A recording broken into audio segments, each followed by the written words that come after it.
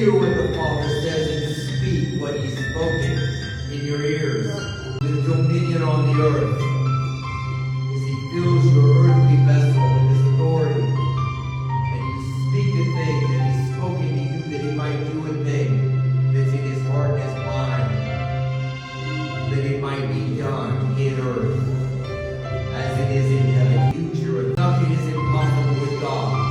And as He is, so are you in this present world.